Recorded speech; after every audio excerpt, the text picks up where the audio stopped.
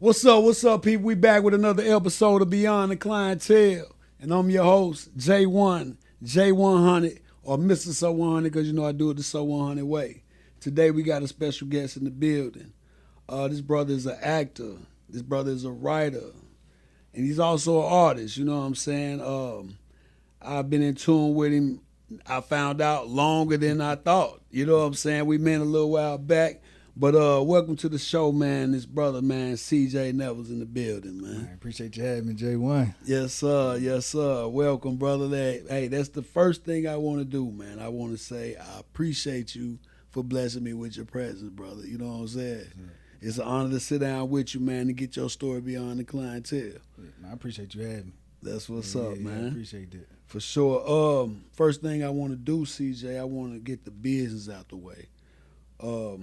Share with the people anything. Well, share with the people what it is you do, how you do it, and how they can do it with you. And any contacts or anywhere you want the people to tap in with you. You know what I'm saying? Yeah. All right, first, we just get the social media out the way. Follow me on Facebook, CJ Nevels, Instagram, CJ_Nevels, TikTok, CJ_Nevels07. And I'm just to be honest, that'd be a hard question for me to answer sometimes because, like, I get it, say the actor and all that, but me, I just be feeling like I'm a man just trying to, live out his dream, a dream I didn't even know I had, really. For real? Yeah, for sure. Yeah. So and that dream is you come in with the acting, that part of it. I'm gonna say just the acting part of it. What led you to that, and what inspired you to pursue it like that? Okay, man. First, I started just I was in college and I was managing. I was helping my friend. Her name is Megan. She was rapping at first. She go by Lush, and I was just really helping. Wasn't even really just thinking about the manager per se, like just helping promoting all that. Yeah. Then certain things happened where I think she ended up getting pregnant, but she took like a step back. And at that time, I was like, I gotta figure out like what I need to be doing myself. Okay. Because when you helping somebody with their career, it's all focused on them. Okay. Yeah. Right. And at that time, I had just had my son was just born too, so I'm like, I gotta figure something out. And I started a T-shirt brand. That's actually how I met you at the event. Okay. Yeah. So I was just a vendor that time, and man, to be honest, I got into acting because I was just trying to get some T-shirts off. So I knew actors was like being on stage. That's the way to get your brand seen and stuff like that. The exposure. So, yeah. Because I was looking there from a way of like, everybody felt like 50 Cent had fell out, which he did, but he went to the movies. But his music was still in the movies. Yeah. I'm like, man, 50 small for that. Yeah, that's a he small still got move. his music and the movie. He still being relevant. So I looked at it from the closing part. Yeah. So with that, then you're an artist too, right? Did you do any music? No, I was just really behind the scenes. Okay, just behind the scenes. Yeah. So the writing part, where did that come in? That was just me freelancing. That came after the acting part. Like it just, how I just explained like the music led into a T-shirt, then the T-shirt ended up leading to me acting. Just trying to get some T-shirts off, and my cousin wanted me to, just be a part of her play. And all I just wanted to get some T-shirts out. Okay. Yeah. So you double marketing on them. You hit them with the T-shirt, and you can catch me on the stage. Yep, that's what I was doing, but I wasn't looking at it like that at first. It just how it started playing out. That's what's up. Yeah. So is it how do you do your bookings? Like, is it a way somebody would tap in with you to book you, or audition? Anybody want to reach out to you? He'll Brandon Lynn. Okay. Yeah. Or you can he'll Brandon Lynn, or I'm always at auditions or something like that. Yeah. So you do your own look. You seek out for your own work. Oh yeah, for pretty sure. much. You still got to, the grind still got to come within you. Like, okay, can't nobody really do that part for you. Yeah, you so got to grind. Yeah. That's what's up, man. Well, look, man. This is Beyond the Clientele. So I do want to get to know you. We want to get to know you a little bit beyond the acting, and of course, I know that's part of who you are, and I know it's a journey to get to where you are. You know what I'm saying? So we want to kind of get into that journey. We're gonna just start with the simples, man. Keeping it real simple. Where did you grow up? Where you from? I'm from Holly Springs, Mississippi. Holly Springs. Yeah, Holly Springs. Right up the road. We Right about up the what? street, About 30 minutes up the road. Yeah, 30, 35. Give it. Yeah. Yeah. That's born and raised. Oh yeah, born and raised. I ain't been nowhere else. That's what's up. Real country boy. I hear it. Oh, for sure. I hear it in your talk, Yeah, man. for I sure. hear it. So what type of upbringing? Okay, what was the dynamics of your household? Like you, your mom, dad, siblings. I know it was me and my mom and my little sister. She came about 11 years after. Okay. Yeah, I was already about 11 before my mom thought to have another. Okay. Yeah. So it was just me, her, and my sister. But I moved around a lot, because I almost felt like, I wouldn't say an orphan, but like I'd be here with my mama, and be with my grandma like a whole summer, and then like I had got aunties that stay up here. Okay. So I'd be like here through like maybe certain summers too. Okay, so you came to Memphis as a child. Yeah. I got an auntie. I call her Aunt Mom because you stay with her a lot. Oh, okay. Yeah. So Aunt Mom, I like Aunt Mom, that. yeah. She always called me that. nephew son, so I just Nephew son, Yeah. Aunt Mom. That's Yeah. unique. I got my first cousin's kids called me Uncle Cuz. Oh, really? Yeah. Cause I get it. I like that. Yeah. Aunt Mom, nephew son. That's dope. Yeah. So it was a lot of time I used to stay with her too. So I kind of moved around a lot. That's what's up. Okay, so when you say stay with them, did you live with them at times, or did you just go to visit them a lot? I guess you can call it a little bit of both. Now my grandma used to live. I used to live with her on and off. And when I say, I'm asking you that because I want to know, like, did you go change schools? Oh, no. I always stayed in Holly Springs. Okay. That's sure. when you was in Memphis. I didn't know. Yeah, if they you were just straight summer. Yeah, summertime. Okay, straight but summer. grandma, you might be at grandma Yeah, going to still school. go to school. Yeah. Okay. Yeah. I got you. And you say you got a little sister, 11 years younger. Yes, sir. Yeah. What was that like?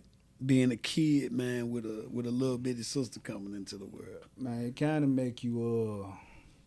I'm kind of grateful for it now because like when certain things get taken away from you, you kind of used to it. Because I remember the first time, her first Christmas, my mama said like, no, you ain't gonna be able to get them Christmas presents that you were getting at first. Like she'll still try to give me some. I get it.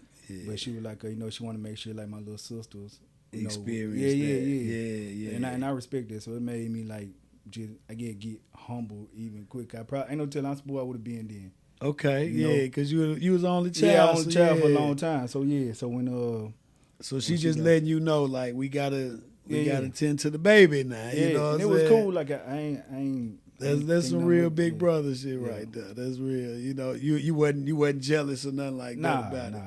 Nah. You was cool. That's good. That's good, man. Shout out to mama for making them understand that at an early age too. That's a good thing. Yeah, so for sure.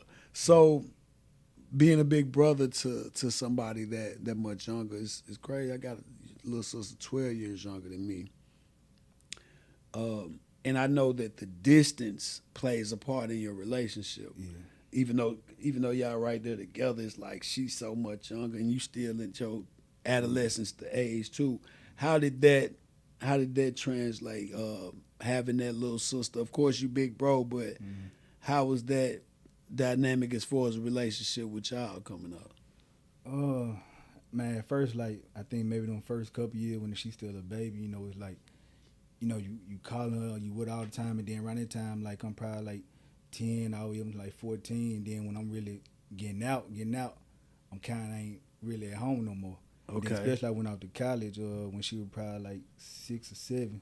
Right. So it got distant the more I went. Because like when she was growing up as a baby, she was crazy about me. Yeah, you right there. I kind of went off. Yeah, it was kind of like it's still love there. Yeah, I know exactly what you're talking about. Yeah, it is. It's small distance though. Yeah, that distance. Like I went to the Army, so I know like the distance with my little sister. I know whenever I left, she a lot younger than you come around. Yeah. I'm still big bro, but you done missed a little window. I feel yeah, so you know where I'm coming from. Yeah, I know. Yeah. That's what I wanted to know. I didn't know if you was that I see these relationships now with kids with that same dynamic, but the kid, the big brother or big sister take on a role more like another parent. Yeah. Now I can't lie, I am there when it comes to like want to know who she dating, how them grades. Oh, okay, like, I do be on it. You step in on that like part, okay. I ain't never had a problem with that. Well, she always been like, she kind of like my mom. Like she so to herself, she don't really talk much. Yeah, so I ain't really had too much to worry about. And she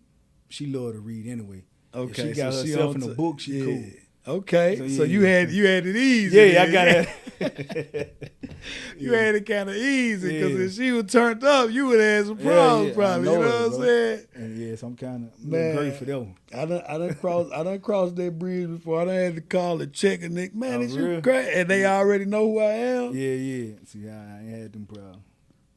Yeah, I done had to get on that. And it, it was all love, but I still had to be like, hey. Yeah, that's your little sister, man. Don't be coming to my mama's house and my mama ain't there, nigga. Oh, he was on it. Oh, no, I ain't had him.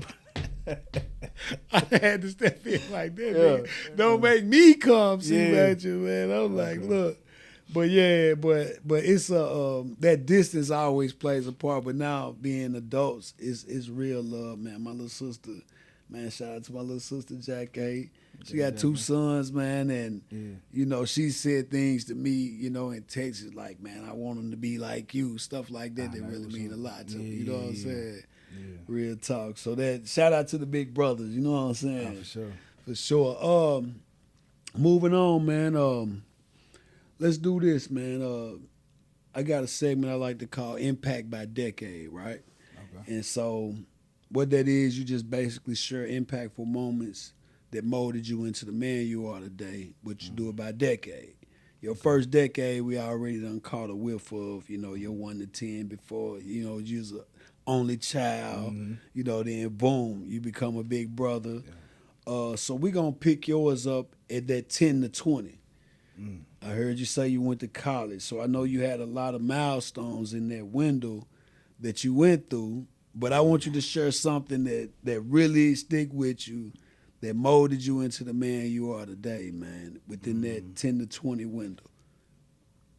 Right, to be honest, if I'm being honest, bro, I think it was the first BET award. I can't get that out of my head because like it made me realize, I'm like, when the first time you see it, it seemed like that was you supposed to be somewhere in the area. Like I said, I ain't know I'm gonna be an actor or nothing like that, but I feel like I'm gonna be doing something.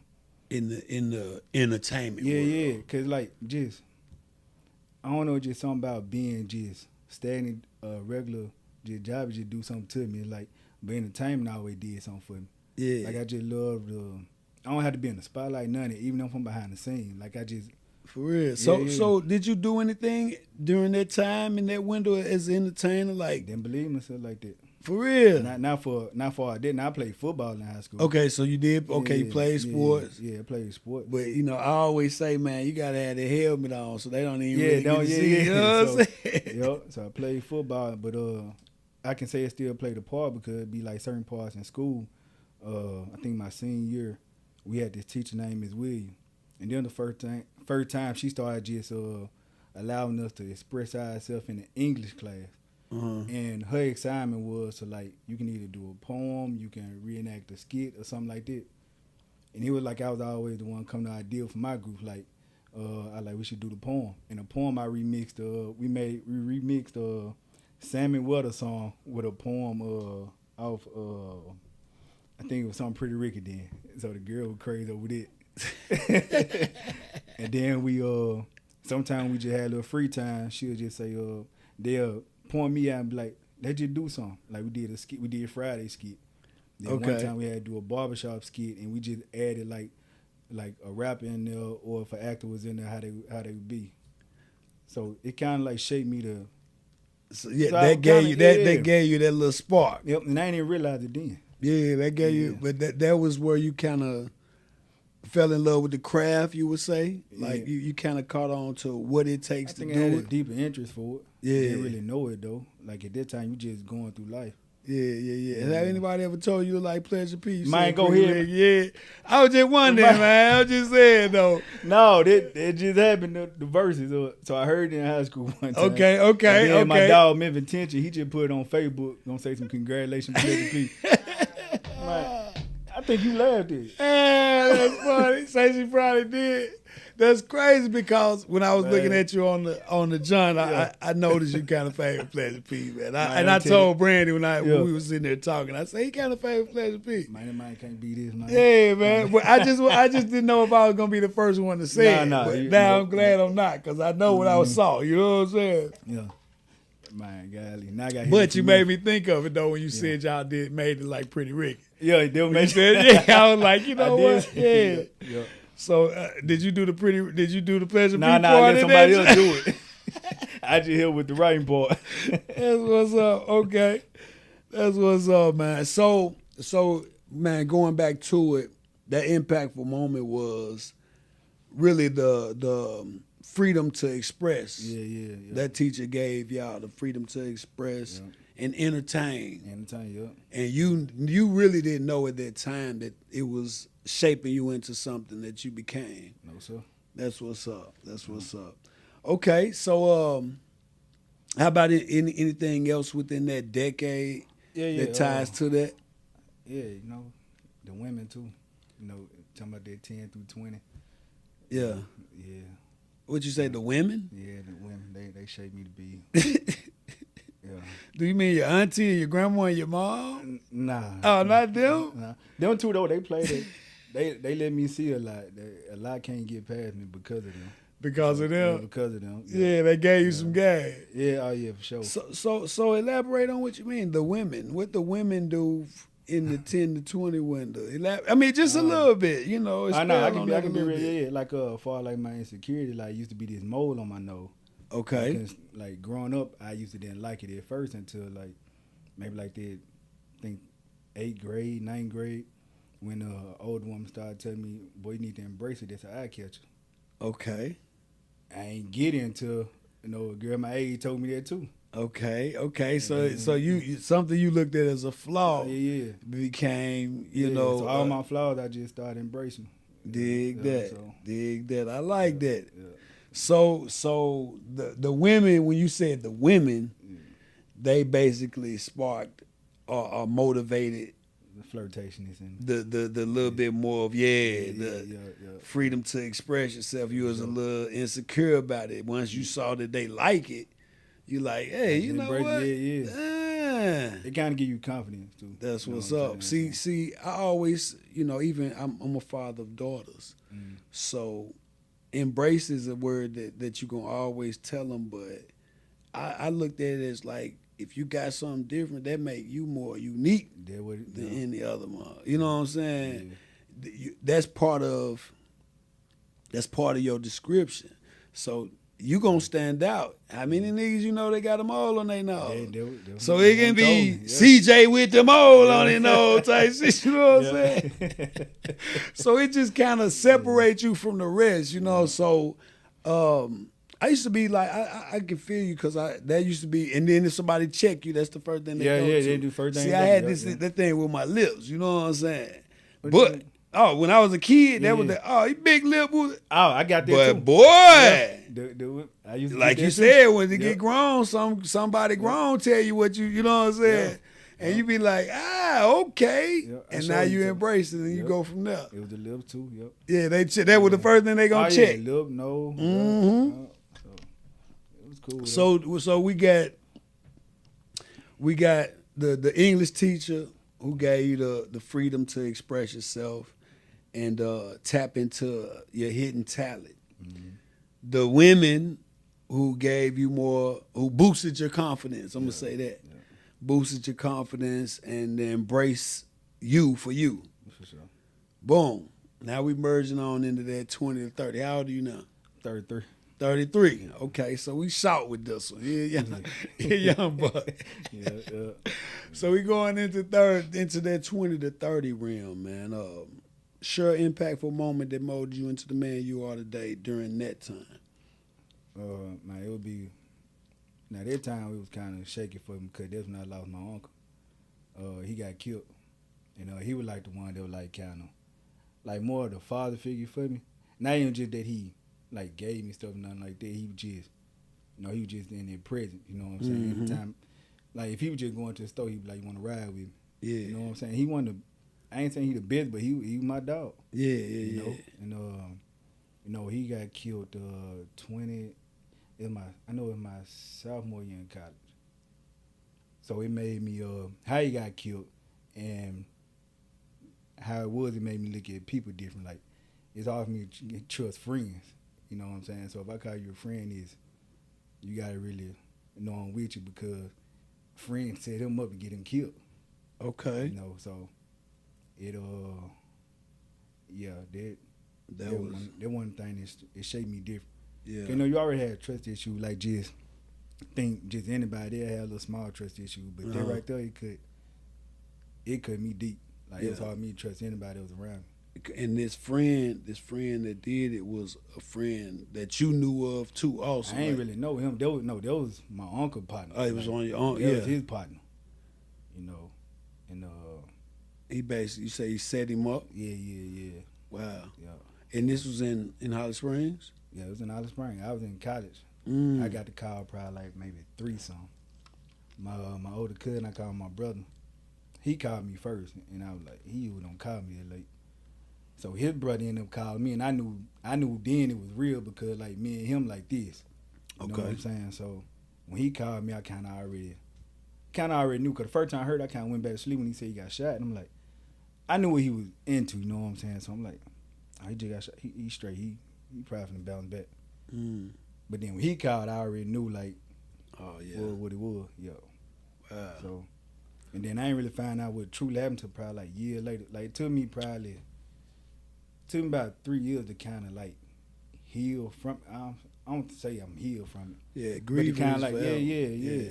So, but when I finally kind of felt like I was able to deal with it a little bit more, then when I found out like the story on like how it happened. Oh, okay. Yeah. So that's when you found out it involved his friend. Yeah, cause you know the street gonna be talking. They gonna be different stories, but like some of the stories still aligning. But the person that told me was the girlfriend to that person. Oh yeah. Yeah, and the only why she told me because he ended up getting his karma like a year later. Oh, okay. So, wow. So the dude who set him up, you talking about? Yeah. He ended up he get his karma a year later. Yeah. Dang. Did anybody get did they get anybody for your cousin's murder? Man, but that was my uncle. I mean your uncle's murder? Yeah. No comment. Yeah. And when I've been by get anybody, I mean like the police. Was anybody arrested? Yeah, why I said somebody was arrested, but it wasn't. Okay, I get it. I got you. All right, moving right along. So, well, not moving on, but that being the male figure in your life, would you per se? Would you say? Yeah, that? I had a couple of my uncles. They was my old uncle. They were like real strong in my life. But this one was. Yeah. Cause he was just my dog. Yeah. Would you say this one that you would can relate to more, or you was more closer to in that realm? Yeah. Cause him and my Uncle Chris, like I'm real close with them. Yeah. But it's just like I think my Uncle Chris when he went out on the road to work for AutoZone, he was traveling and working with AutoZone. My uncle Phil, he was still there. Yeah. Yeah. That's what's up, man. Well, rest in peace to your uncle, man. Appreciate my condolences to you. At what age was that for you when that happened? Were you I think just hit 20. Just hitting 20. Yeah. So how did that? You said it took you about 3 years to really. I feel like grieving is a lifetime. Oh, yeah, you go through grief. Sure. You grieve for your loved ones from then on. But as far as coping with it, you said it took you about 3 years to really get to where you could cope with it. You know what I'm saying? Yeah, man. I mean, I'm telling a lot on here. Maybe what's in there? Now you play. Yeah. But man, no, I was coping the wrong way. Like I was smoking hella weed. Yeah. I was having a whole lot of sex. Anything to just keep my mind off of it. Trying to escape. Yeah, just trying to escape. Yeah. And at that time I had a girlfriend, but shoot, when she wasn't nowhere to be found, I just hit somebody else up. Yeah. And like I said, I was just coping the wrong way. You know, not really caring how she felt. And she was the one who was there for me, you know what I'm saying? Like, when I got the call, she was there. Yeah. And then like I was taking it out on her, not realizing it. Just I ain't really kept like, to be honest, like I said, I ain't even think I can trust her. Right. You know, Right. and it had nothing to do with her. Yeah. You know, but it was just the mindset I was, because like, you know, just hearing different stories, like knowing it was his friend set him up, it was about a female, like it was just Crazy. you know. So yeah. Yeah, that's wild, man. Going into the point where you were coping with it, what adjustments did you end up making, and how did you get back into your dream, you know, where you was going as far as the act? Yeah, see, at that time, I don't even think I had a dream to act then either. No, I was just in college, like just doing whatever. I think what helped me get a little focused when my friend, when she started rapping, and she just just helping her promote. So I found something positive to keep my mind off of it, and so it started with it, and then my baby mama ended up getting pregnant. So like I started taking things a little bit more serious. Then come like, it ain't even just about me no more. Like no matter what I'm feeling, I gotta put that to the side. And then I think I still deal with from time to time, but at that time I just had something else to focus on. Okay.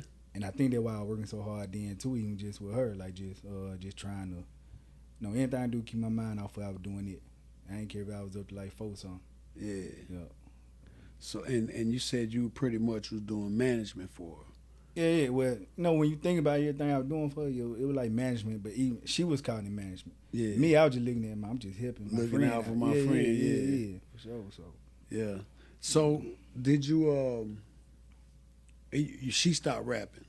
Yeah, like I think she still like, she don't do it like seriously like that. Like she do it maybe for like just expression or something like that. Yeah. So what was your next segue once she stopped, or once she, whatever y'all had going ended? What was your next segue into the entertainment? I came up with the brand Life, because at that point I was just drawing stuff. Like I'm not really a drawer, but I was just trying to find different creative ways to keep my head straight. Yeah. And I came up with the brand Life because it had like, kind of had spelled my uncle name in it a little bit, so it kind of where I can remember him. And then I think about life, how the acronym that I had for it was loyalty, integrity, prosperity, hustle, and evolution. But at first the PU stand for pain, because that's what I was dealing with at that moment. Okay. But the hustle was keeping me going every day. So right. I had called it that at first, but then I changed it to become like, words are powerful and you can bring them words to you. So I had to change that word pain to prosperity. Mm-hmm. And so I was just doing it, just selling shirts, just get my mind off of it. And that's when I was just going like just different events, just being vendors at first, networking and stuff like that. And I do like sponsorship for like plays. Like, they had like a little sponsorship package. Mm-hmm. And I'd probably pay for one just so I can be a vendor, sell some shirts. And then my cousin, she saw me do like a skit with Bianca McMillan. And that's how I got into I got into the plays at church though. Okay. So, yeah. And I was going to church, coming out. Miss Kim asked somebody want to be a Christmas play. I often turn it down. But, I was like, I can be in a music video with my partner. I can have for God with no problem. So even then, getting in that play, I was like, well, shoot, I might well have some shirts here too for the church. So you had the Life shirts at the church too? I got a picture when it just all of us on stage with the shirts on, just going across. So yeah. So they wore your shirts during the play? They wore it after on this one, but some on like the other plays that I was in, some of the actors, they'll wear it like during the play. So like free promo. Then you come outside, you got a table set up. Okay. How did that work for you?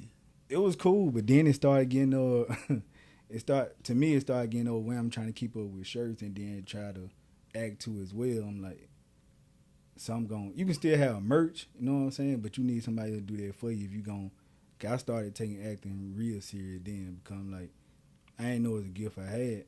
And then when I started seeing like the roles I was getting and, people kind of like telling you what you're doing that you don't even see, I'm like, let me just take this more serious. So like, I want to be a master or something, you know what I'm saying? Yeah. So you basically you let the shirt brand go to pursue the acting more seriously because you knew it required more of your time and energy. Yeah, for sure. Yeah. And it is hard to keep up with them orders. Yeah, I know, bro. Like, that's why I salute you still doing it, man. Like, shoot, I appreciate the salute, but I'm not really doing nothing with my the clothing aspect of my brand. But the brand still the brand is alive because everything I do is under So 100. You know what I'm saying? So, you know, everything I'm doing, I definitely, you know, tied to the brand itself. But the clothing aspect is I kind of had a situation a few years ago that just kind of threw me off, and it's been hard to bounce back. See, me, I ended up getting ripped off from one of them guys in Pakistan. Like, so that what happened. That's why I really like, man, forget the clothes, but I do still keep the brand, you know, like, cause it do like represent, you know, like it's tied to who you are. Yeah. So even when I do my event, it's still a live production event. So, I get it. Okay, yeah, that's what I kind of spent off with the So 100 Entertainment. Anything entertainment falls under that umbrella. Yeah. I have the recreational rental service where I rent out party favors. So I make sure that I tie and keep everything tied to the brand. And then it's part of who I am. Yeah. That was part of me before I even made it a brand. That was my thing, So 100. Okay. Even if I might see something inspiring on social media and I would responded with a comment, a hashtag So 100. Yeah. So that was already part of me. I had the tattoo already before I started the brand. I did that too. I got it right here. Yeah. So I was already on that. That was just part of my repertoire. That was like, man, that was my motto. Yeah. So 100, like emphasis on 100. You know what I'm saying? So I just kind of let the clothing aspect of it go, and I got something in the works. You know, I might crank it on back up in a minute. Yeah, I think it's always good to have merch when you think about it, especially depending on where you at. Like, I might not have shirts at all my event, but certain ones I will have them. But it just depends on like what I got, what role I got. Yeah, that's what's up. Yeah. That's what's up. Well, shout out to you, man. That's a dope concept. You know how you put that PH in life and the acronym. That was dope, man. I like that. Bro. Yeah, that's dope as hell. Well, moving on, man. Of course, you're not even halfway into your next decade. But is it anything impactful in this 3 years that you've been in this decade?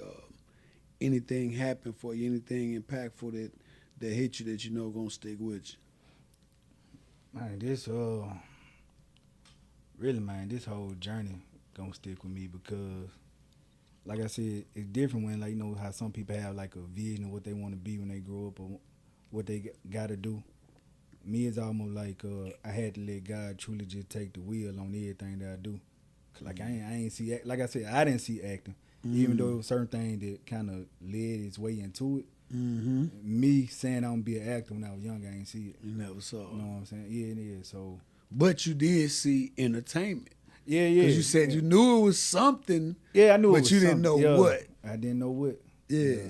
And even then, it was just like, even if I wasn't even just in it, like, I just love to be a part of it, be around it. But I don't know, man. Like I say, acting, I ain't see it. Yeah. So, man, I don't know. Like I said, I just gotta let God take this, like he been doing. That's what's up, man. That's what's up. So, now that you've honed in on your craft, right? What do you have a vision for the outcome? Now that you're in it, now. Like you say, God done took the reins and he done put you in it. What do you see for yourself? Do you got an end game for it? Like what's the out game? Like what's the outcome for it?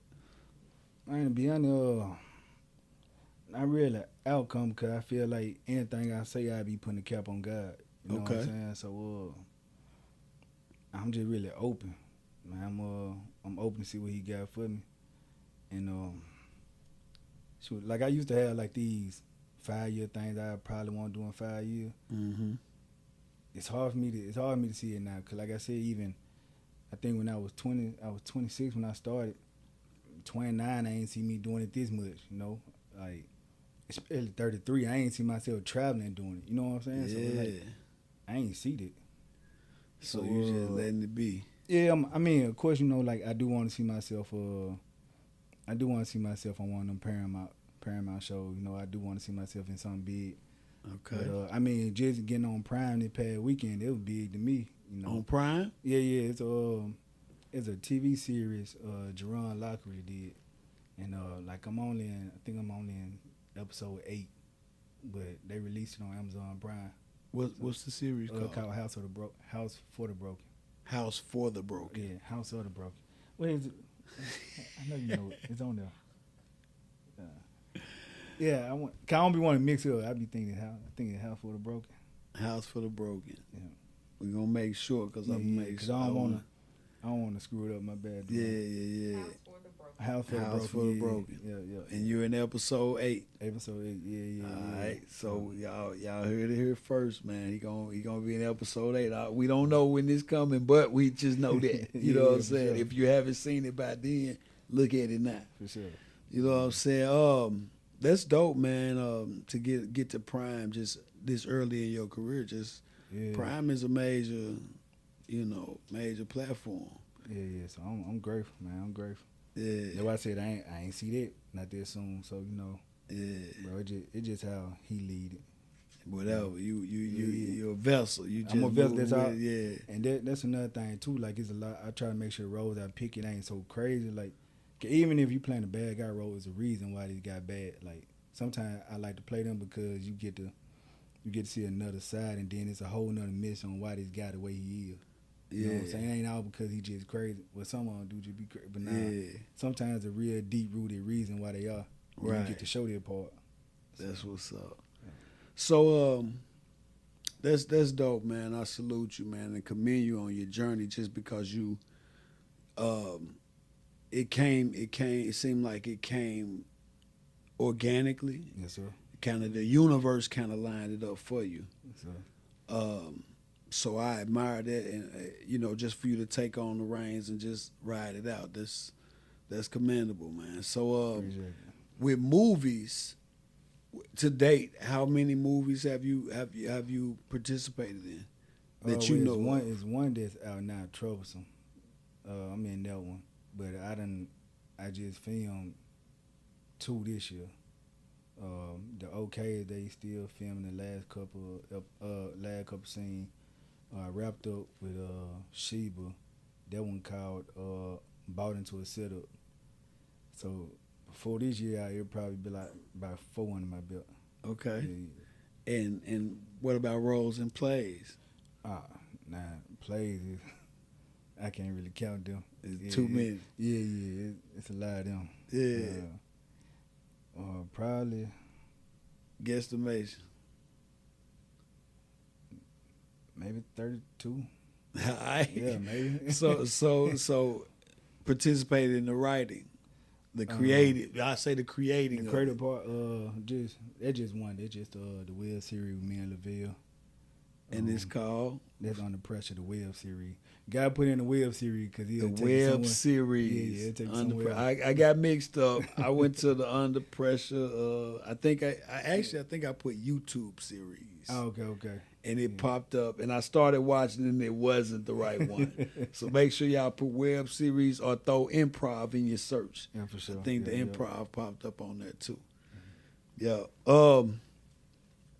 So like you said, you didn't even see yourself going this far. Mm-hmm. So by you allowing God to take the reins and just guide you where you need to be,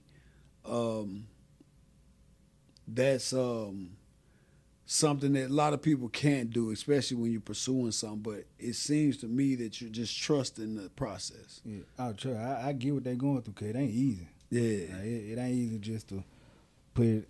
I mean, it seems like a cliche to put it all in his hands so easy. Yeah. But we so used to like just, feeling like you got to work to do this or work to do that. I be wanting to give it to him. I catch myself sometimes still trying to do it myself, and he'll sit me back down. Sit you down, yeah. So, and you still have one child at this point? Yes, sir. Yeah. And that's a son or daughter? A son. How old is he? 10. He's 10. Yes, sir. Okay, all right. So Now that leads me in, man. We gonna move on out of the impact by decade, man. I want to get a little bit more personal with you. What did becoming a father do for you? Besides, I know you was going through losing your uncle. Mm-hmm. You said your son became another reason to, accept it and cope with it. And it because it wasn't just you anymore. Yes, So of course it brought responsibility into your life. But what did that do as far as your journey as an actor? Because I know as an actor you don't make a whole bunch of money. You know what I'm saying? If any, Yeah, but you gotta stay true to you gotta stay true to the journey. You know what I'm saying? Yeah. So with that, how does that play in your fatherhood? They're tough too, because it do be a lot of sacrifice. I still make sure like I'm important figure in life. Like he gonna see me. Yeah. Like we gonna still go and play ball. We gonna go kick it. We gonna do that. And I still make sure I input the discipline in them too, cause to me that's more important than anything too though. Mm-hmm. Because like if it's not done at home, these people out here gonna do it For sure. know? So I already catch it before then. So it most definitely challenging though. Yeah. But the thing is like he done came to a couple of my shows, so he kind of understand. Yeah. Like all them time where I was at rehearsal, he didn't know what that was consist of. Yeah. But then he finally able to come to a couple of shows. I remember he told me he was like, he didn't say I get. He like, I understand why you be at rehearsal so much. Yeah. Yeah. So He see what you doing. Yeah, and I still don't allow that. I just try to make sure I get that time though, cause I don't want to make it seem like you can't put him on the back burner. Now, Right. I don't want to miss certain things, but it like just can't miss everything. Yeah. You still gotta show him he a priority. That's what's up. Yeah. That's what's up. How much of you do you see in your son? A lot. Yeah. Like spitting image of me. I think I see he way more shy than I was, cause I was shy growing up too, but he got it way more. That you see. Yeah, that I see. But Yeah, then it's because like, you might think it, but it And may you know- be you know what, you're exactly. right. But yeah, because when he around his friend, he totally different too. yeah, you So, might like, think it, but yeah. it may be exactly what you was. You know what I'm saying? You know what? You right. Yeah, Yeah, because yeah. I always say, man, when you on stage, you don't really see the performance. That's true, bro. You know what I'm That's saying? true. Yeah. So just you telling me your story and how you just probably thinking, you like, I know I wasn't that shy. And he probably But he probably exactly what Yeah. you was at that time. You That's just crazy, you yeah. just getting it in a different light. Yeah. That's all. You actually watching it. That's You a good watching way to it see in it. real time. Yeah. I Yeah. didn't think of it that way. Yeah. So how do you kind of navigate that? Do you? Because I know as a child you probably think about like what would it have taken for you to not be shy, or what would it have taken for you to be better at? Do you take those things in consideration and try to give it to him? Yeah. I kind of just I don't try to force so much on him. It's more like I let him try it out. Yeah. And to see what really his strong suit. Yeah. Like, so he ran track, he stuck with it. He didn't want to do that at first. But like when he got into it, he realized He saw he was good. Yeah. Cause his first time, like he was coming in like second and third place, and that's his first time running. So now, You know what I'm saying? a little bit of work. Yeah, You little in bit of first, work. my Yeah, boy. yeah. Yeah. And then a couple times he could have been first, but he'll like do that slow down right at the finish line instead of pushing all the way through, and that'll stop him a lot of times. So Yeah. Yeah. So did you see that do anything for his confidence? yeah, he got very confident just knowing that he can do something. Cause at first, like I said, he was so shy and nervous about doing it. But I think his first race he was like third place.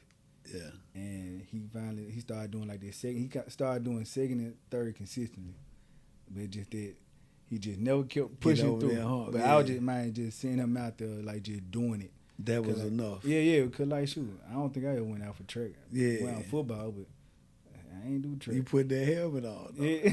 The helmet, you get the hide. Yeah, you know what get I'm the hide, saying? but Yeah. you know they got to see him. So Yeah, that's what's up, man. Well, just food for from a father to a father, man. One thing I learned Man, I'm the father of 6, so you know, man. I done made some babies. Yeah, salute. And they grown now. Yeah. But one thing I learned, man, anything that he's good at or that he appreciate being good at, man, pour into that. Yeah. Whatever it is, you know what I'm saying? Because for us as little boys that's coming to be men, right, our confidence comes from what we good at, believe it or not. Nah, that's true. You know what I'm saying? Yeah. I mean, whether it be, I mean, and I'm sure you know this, you know, I'm older than you, but I'm sure you know this from your childhood too. The people that was good at whatever, it don't even have to be nothing. You might be the best fighter. Mm-hmm. It builds his confidence. Yeah. The man that can jump the highest. The nigga that can do a backwards flip. He might not have nothing else, but you can't outflip him. You know what I'm saying? Yeah. So I always say pour into, and this is boys and girls. You know, this for any parent, man. If your kid is good at something and they appreciate the fact that they good at it, pour into that. Yeah, nah. You know what I'm saying? Yeah. And that right there is an advantage that a lot of kids don't have, man. Whenever you got anything, I feel like I think that just helps any kid. The kid that can play the piano, man, it's 40 kids in the class. You the only one that can play piano. You know what I'm saying? It's stuff like that. It be simple stuff. It might be swim. Yeah. Dang, you the only one that can swim, right? He got that too. He got that good. You know what I'm saying? Yeah. It's certain things, but anything he's good at, basic, it can be basic to anybody else. But if you pour into him, man, and let that be his standout, he can't lose. Yeah. That's how I look at it, man. Because, you know, there's so many people try to make, you know, they might try to force the kid into something that they used to be or something that they had dreams to be. I ain't never want to do that. Yeah, you can't do that. Cause you'll pull them away from it to anything. Yeah, because that's why. Good, but they'll hate it. Yeah, even, I mean, we look at our greats. You only see that one. It might be Michael Jordan. Michael Jordan's son ain't no hooping ass nigga. You know what I'm saying?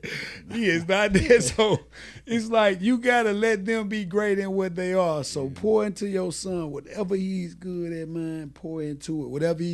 Whatever he wanna be good at, pour into that, man. Yeah. And I guarantee you know his confidence and everything come with time. You know what I'm saying?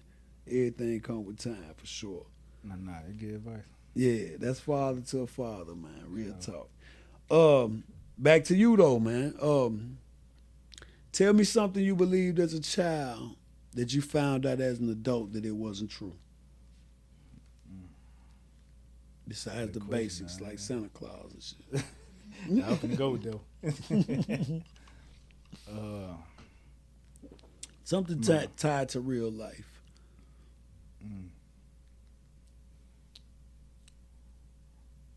Well, I think I'm gonna be controversial, but I don't know. Growing up, I always think that people in the church were the perfect people, and I didn't realize that a lot of times they the most brokenest and the sickest. That's why they at church so much. Because church is supposed to be like a hospital for the sick, and a lot of times they don't even realize it. Wow, that's a deep one. That's a deep one. Yeah. That's a deep one. That wasn't the one for me. I thought everybody was so holy in the church. Yeah. That's deep. What do you consider your strong suit? Like, where do you consider your strong at?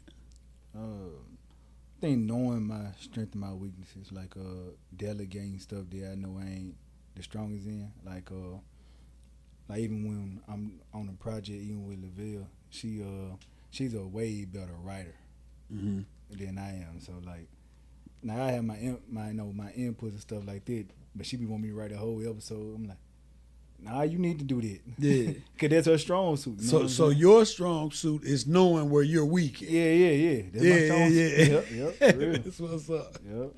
That's what's up. Your strength is knowing where you're weak at. Yep. Okay. Yep. So what would you consider your weakness though? I think trust, to be honest. Trust. Yeah, I'm still working on it. So not trusting them. Yeah, not trusting. Yeah. Like, we're not actually trusting somebody. Yeah. That's what I'm working on. Yeah. The ability to trust. Yeah. I'm better than I used to be. And that still goes back to what you experienced with your uncle. Yeah, it did, and just just other factors too. Thinking like, your first hero. I think everybody's first hero for the man it usually be they dad, they father. Mm-hmm. And for a moment, I used to try to make that, but he was in my life, but he wasn't in my life. That makes sense. You know what I'm saying? So like when I was going to see, supposed to be going over his house, I'd be staying with my grandma. Okay. So it comes from stuff like that. Yeah. The trauma. Yeah. Thinking somebody gonna have you back. Stuff like that. So. Yeah. A lot of us got that, man. You ain't alone in that. A lot of us got that. You know what I'm saying? Mm-hmm. It's the trauma, the fear of abandonment, stuff That's like what that. It is. You said it perfect. Yeah. Yeah, a lot of us that hails in a lot of us young black men, older, or just black men. Period. We ain't gonna make it a narrative, but it's definitely there. Yeah, and that's you know why, what I'm saying. Yeah, I think that's one of the reasons that I tried to be like I was so fearful of being a father. Really? I was terrified because I didn't know what I was doing, and then I didn't realize, most parents don't know what they doing growing up. You know what I'm saying? But like they learn as they go. That's the beauty of it, though. I'm sure that you learned some things after you became a father.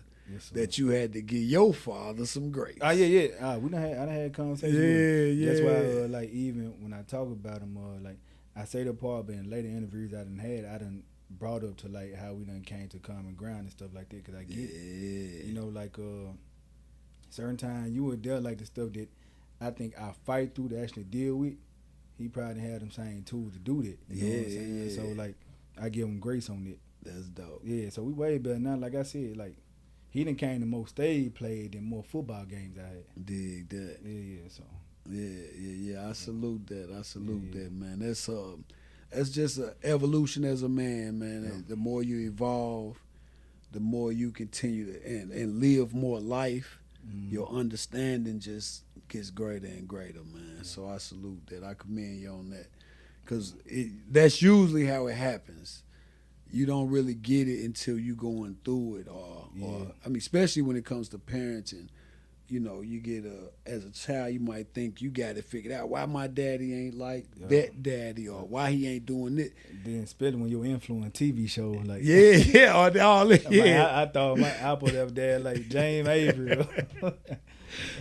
So you get to going through those motions, man. But the evolution of life gonna always be a great teacher when it comes to that. You know what I'm saying? Yeah. And like you said, you'll realize that it's more to it than what you just thought it was. Mm-hmm. Those tools are required, and a lot of times, from generations, you gonna have it, or they may not have it, but you may see it, and then boom, now you got it, and you give it to your child. That's what it's about, taking it to the next level. Yeah, bro, that was terrified. Yeah. Cause like certain people, I was looking at something like my friend, they can go to their dad and get advice for like what you do in this situation. Yeah. I ain't know what to ask. You ain't know what to go ask. It was like that. So.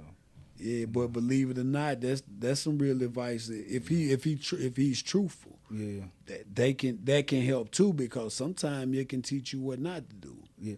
That's why it started.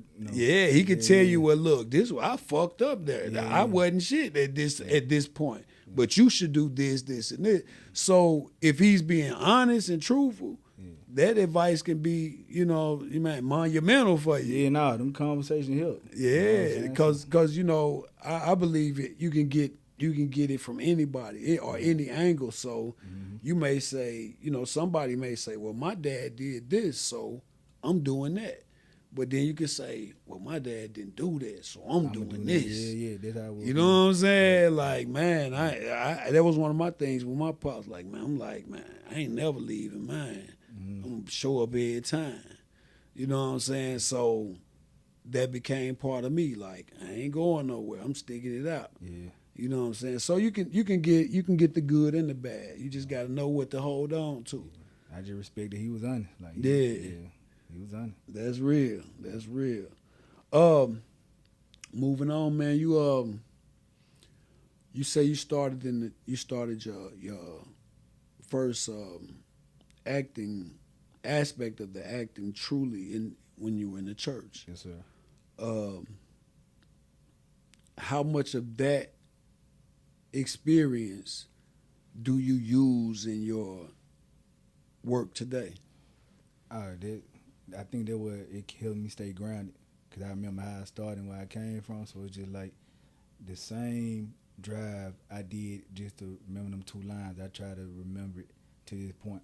Okay. I took it serious at that moment.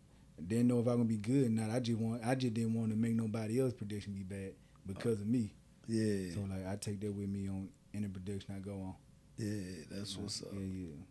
That's dope. That's dope, man.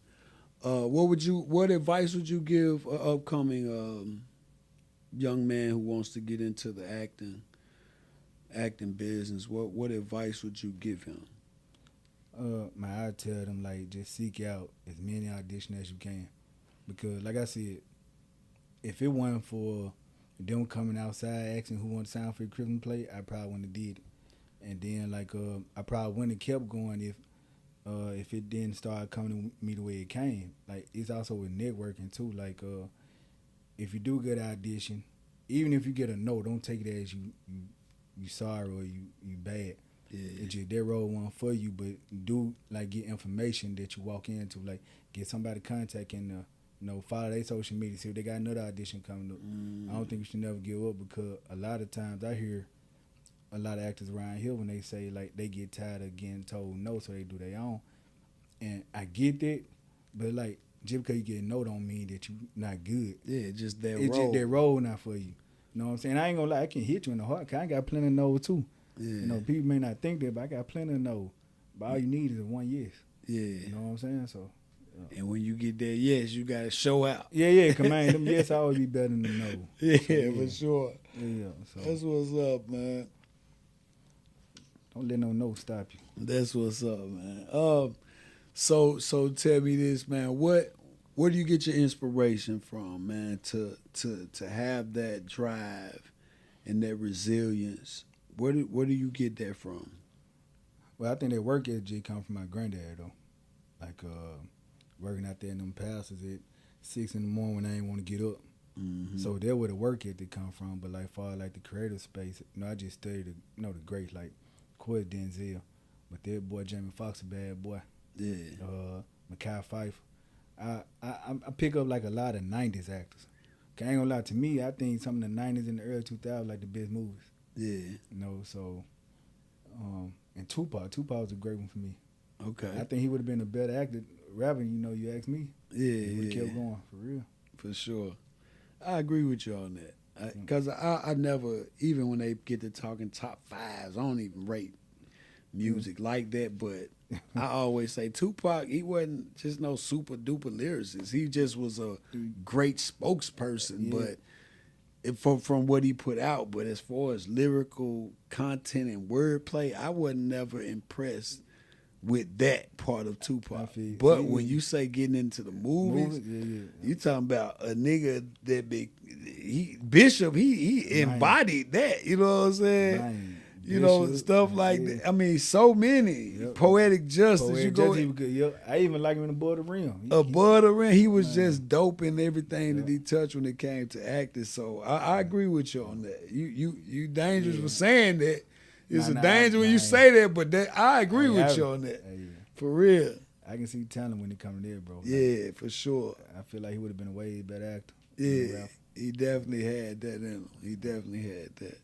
So, I know you said earlier that you don't really like to do no 5-year thing and stuff like that for yourself.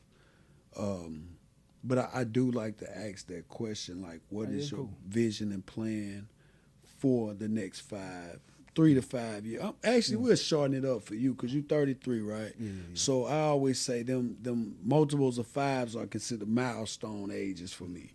Okay. So 35, we're going to say for your next 2 years, what is the vision for CJ Nevels for as a man and as a actor? Man, well, it's always been, a better person. First off, and I just want to make sure I'm pleasing God through it all. Cause like, no matter how many times I do that, how many roles I get anointed, that shit can be taken a day. Mm-hmm. You know what I'm saying? So I'm always grateful for that. So long as I'm doing right by it, and pleasing Him in it, I just want to keep doing it, be a better father. To be honest, I want to finally hit a one and BET Award. About 2 more years. The one that sparked that. The one that sparked. I just want to really see what it's about. So you want to just be in the mix of it. Man, I want to win it. You try to win, so you want to be a nominee. Yeah. You try to get in it. Yeah. But at least be able to bump shoulders so I can get some bigger roles. You know what I'm saying? Like, I'm not willing to do anything. I'm with you. Yeah, cause I still want my integrity throughout it. No doubt. At the end of the day, like, my son gonna have to see me. Yeah. You know what I'm saying? So I want to keep my integrity. No doubt. Yeah. No doubt. Do you have a favorite type of role? Like, do you have a favorite? Like, is something you be like, oh, they come with that, I got that. Yeah. Anything that gonna challenge me to like go outside of me. Like even if I have to be an abusive husband, like something right there, I feel like I really gotta take it serious. Okay. Something that's gonna be. So you want something more outside of your character? Yeah. Because that shows the acting range. Like if I got to play me, then it's easy to play. Somebody within your realm. Okay, I get it. So it's like you want them roles though. Okay, I like that. I like that. So you prefer a more challenging. Yeah, more challenging. Like it ain't gotta be a abusive husband. Like I play a horror film. Like I do that. I play. So it don't really matter. What is your personal role like? What do you feel like a role that comes easy for you? Oh, they always the past 3 years they always give me the bad guy. Like I've the been bad guy role is the villain. Yeah, I've been a villain the past 3 years. For real. Yep. I think this doing Pastor T play was the bad guy in it, but this movie that he put out, Something She Can Feel, I was actually the good guy in that one. Okay. So yeah, so the bad guy, that's the most outside the box for you. Like you definitely not the bad guy. Yeah. Well, everybody got a different experience, but I think I'm a pretty good guy though. Dig. Yeah. I'm a nice guy, you and me for real. Yeah. That's what's up, man. I like that. So tell me this, CJ, man. Tell the people this. If they don't know nothing else, know this about CJ Nevels, man. Hey, I'm a hard worker. If they don't know nothing else, know that. Yeah, I'm a hard worker. Yeah. That's what's up. In every aspect of that, when it comes to work, you don't mind doing no work No. Or acting work. Yeah, acting work, hard work, labor work. Yeah. You don't mind? Yeah, I don't mind it. I mean, I had to do it all my life, so they come easy. Yeah, that's what's up. So do you do anything outside of acting? Yeah. I still help people move. Like, yeah. I got stuff in the truck now I got to get rid of. Yep. For real? Yep. Country boy action. You say you guys got a load in the truck now? Yeah. That's what's up, man. That's what's up. So, any shout-outs you got? Anything, anybody you want to speak on? Anybody you want to shout out, man? Oh, yeah. I'm always shout out my mama, Sandra Miller, my son, Carter Hudson, my brothers, Rico and Mal, my sister, Jessica, my uncles, and Chris. Shout out to my stepmama, Marcy Nevels, my aunt mom. I have her all day. Shout out to my PR. She true. Shout out to Brandon Lynn, man. Brandon, man. Yeah. Man, everybody support me. Oh, yeah, my plays coming up. What you got coming up? What you got coming up? Drop them names and dates. Yeah. August the 8th, I got Full Circle coming with written by Natasha Clay Hill. September the 5th, I'm in Houston, Texas with Miss Katrina Walker, Miss Dee Kitchen. And I think December the 12th, Renee probably bring her play back called Dare to Dream. And then I still tour with Murder Mystery, and I think we got shows in Austin, August the 15th, Jackson, Mississippi, the 23rd, and I think we got shows in Memphis at the end of August coming up too as well. Okay. Yeah. That's what's up. Well, look, I get those dates, man, and whenever we do put this episode out, I definitely tie in with it. If whatever hasn't came up, Yeah. give them to me. I'll put it in the promo, man, for sure. I got you, bro. Other than that, man, I wish you the best, man, in all your future endeavors. I salute you. It's a pleasure meeting you again. Yeah, for you sure, know what I'm man. saying? Yeah. Man, anything you touch, man, that you let God handle, it gonna turn to gold, man. Yes, I sir. think I see the series that you done a couple years ago, and I know of course the more you work, Yes, the sir. better you get. Oh, yeah. You know what I'm saying? I haven't got to the second part of the series. You said the second season 2 is better than season 1. Yeah. I'm gonna make that commitment to check you out. They short Yeah, they real episode, short. Yeah. so I don't mind checking it out, man. Yeah. I check it out, give you my true critique. Appreciate that. We need. Yeah, for sure, That's how man. you But get better. man, one thing for sure, man. Like I said, I wish you the best in all your future endeavors, man. Keep doing what you're doing. Sound like you got it all figured out, man. Just by putting God first. And big shout out to your mom, your sons, your family, Sure. your ain't what you call Ain't it, ain't mom. mom. Ain't Yeah, mom, that's a yeah. dope one. Shout out to all them, man. And once again, I appreciate you for coming to the show, man. Blessing me with your presence, man. Appreciate Check you, it out. man. That concludes another episode of Beyond the Clientele. I'm your host, J1, J100, or Mr. So 100, because you know I do it the So 100 way. And shout out to my special guest, man, CJ Nevels in the building, man. Till next time. You know. Salute.